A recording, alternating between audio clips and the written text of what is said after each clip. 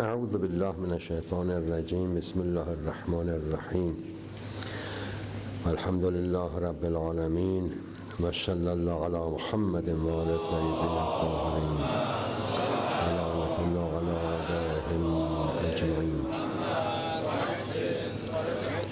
راوی عن رسول الله صلی الله علیه و آله وسلم قال: ان الغیرة من الایمان.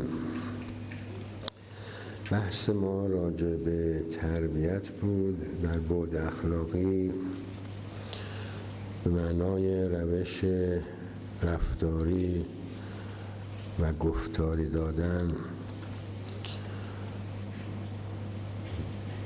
و عرض کردم در باب محیط هایی را که انسان از اون محیط ها روش میگیرد، اولین محیط خانوادگی است. به طور غالب به اصطلاح ما اون جایی را که چشم می‌گشاید در این جهان مادیت و در اون بستر رشد می‌کند و خصوصاً که آمیخته است با محبت، رابطه تنگاتنگ همراه با محبت، و این نقش سازندگی دارد روی انسان. سازندگی اهم از نقش تخریبی باشد، فساد باشد یا صلاح باشد. مراد این مسئله رو به فساد رفتن، توجه کنید، معونه‌ای لازم زیاد چه نداره. حالا من یه روایت از علی علیه السلام می‌خونم و تعبیر دارد: النفس مجبولة علی سوء الادب. مکه یعنی چی؟ همین بابا، این نفس که ما میگیم یعنی اون نیروی حیوانیتت، غضب، شهوت، فعلیش توجه کن، فعلیش. اما والعبد مأمور به ملازمت حسن الادب. تو باید چیکار کنی؟ تربیتش کنی.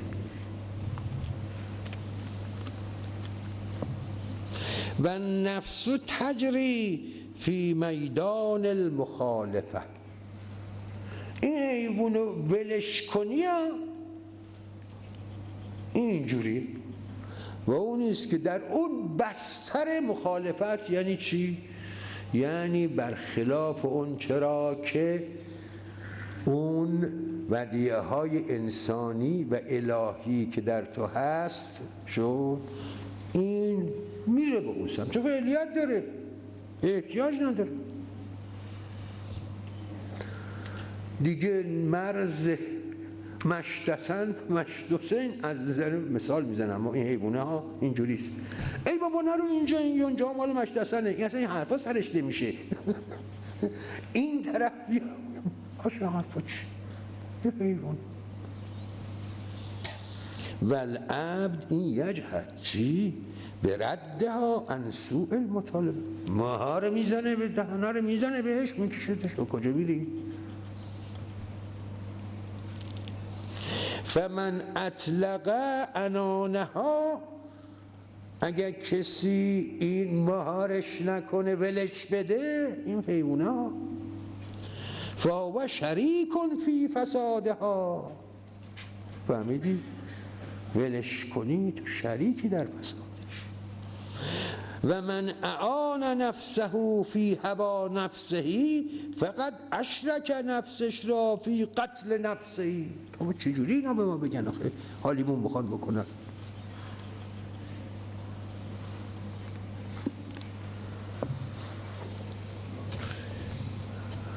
بعثت انبیا و رسول برای اینه مهار عقل و شر رو میخواد بزنه، یه دهنه میخواد بزنه به چی؟ به این افزارش کنی حیوانه رو. گوش کنی؟ شهوت فعلی به طور گسترده عمل نکنه، چون فعلیت داره. شهوت فعلی به طور گسترده چی؟ عمل نکنه. وهمش هم همینه، اونش هم هست. مهار کردن ایناست.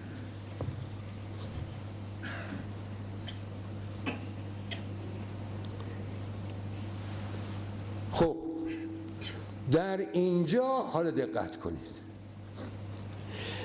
فساد اگه بخوام تعبیر کنم، فساد یعنی سرازیر رفتن، ولش کنی میره، بعدم هرچی بره سرعت میگیره چون سرازیره.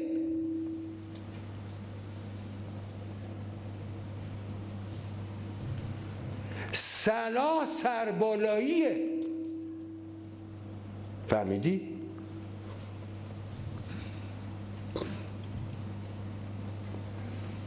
درست عکس است. درست هر دو تا تدریجی الحصولن، اما در بطء و سرعت خیلی تفاوت دارند. زود فاسد می شود، اما به صلاح رفتن دیر حاصل می شود.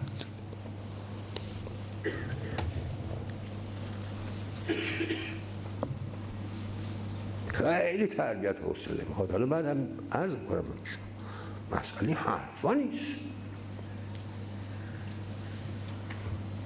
به این معنا. بله تو لازم نیست، گوش کنید، بذر رو بپاشی، خدا پاشیده.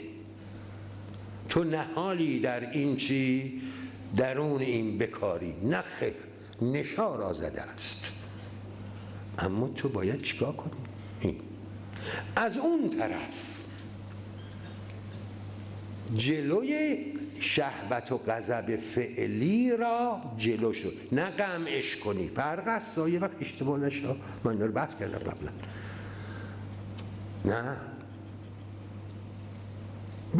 به شهوتش روش بده، به غضبش روش بده. حرفای من خوب دقت کن چی دارم میگم. انبیا آمدن روش بدن به من و تو، چه در بعد شهوتمون چه در بعد غضبمون. نیومدن اینو رو بین ببرن. چی؟ وجود خیر محض است، روش میخوان بدن و اون استعدادهای درونی من و تو را شکوفا کنن.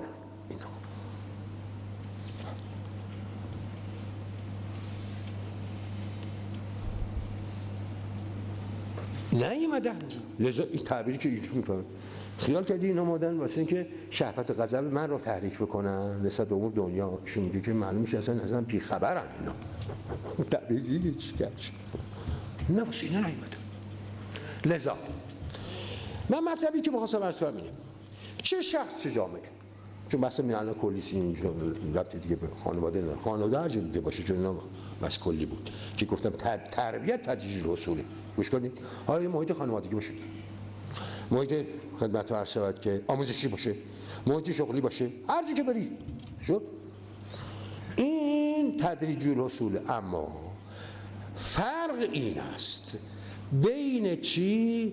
بین روش رفتاری نسبت به فساد دادن یا نسبت به چی؟ صلاح دادن. شو در چی؟ در روش گرفتن شخص.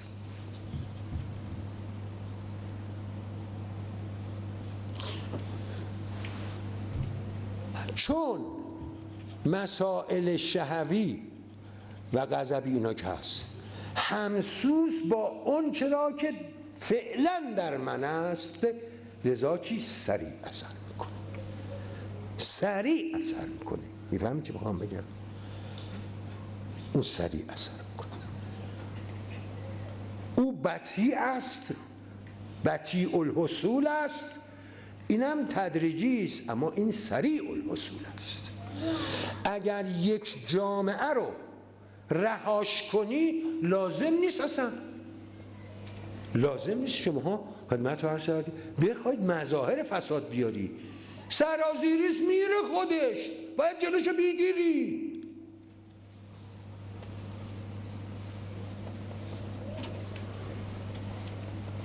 برخلاف انبیاء و اولیاء این حرفا بی تفاوت، اونا که مسئولن باید جلوشو بگیری. ولش کنی میره خودش، لازم نیست. چه رسد که چیکار بکنی؟ مظاهر فساد را هم چه؟ باش برخورد چه؟ نکنی.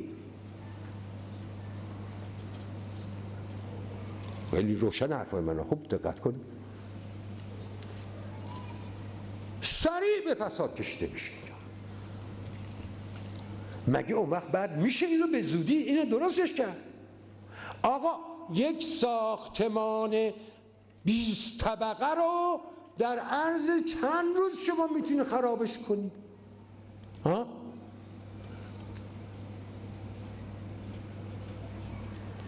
بیست سال پدر و مادر زحمت کشید روش، تو خیلی آسون میتونی خرابش بکنی. فهمیدی؟ اما بخوای بسازی 20 طبقه رو چقدر طول میکشه؟ قابل قیاس این تخریب آسان است. فهمیدی؟ به سوی فساد کشیدن جامعه آسان. گفتم همین که ولش کنی وله میره به خودش، سر زیریه.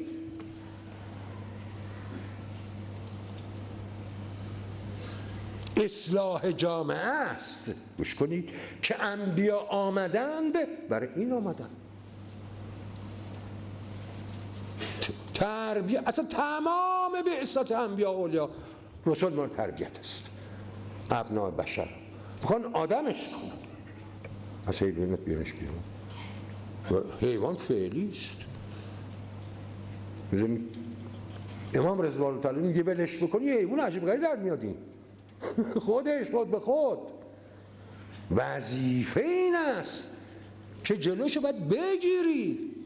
میفهمی چی میخوام بگم؟ نسبت به شهوات غضبش روش بدی. شو؟ یعنی همون روشی را که چی؟ از طریق وحی به ابناء بشر رسیدی. اللهم صل علی محمد. اللهم انا نسألك و ندعوک بمحمد وعلي وفاطمة والحسن والحسين صلواتك عليهم والأئمة المعصومين من ذرية الحسين عليهم السلام وباسمك العظيم الأعظم العز الأجل الأكرم يا الله.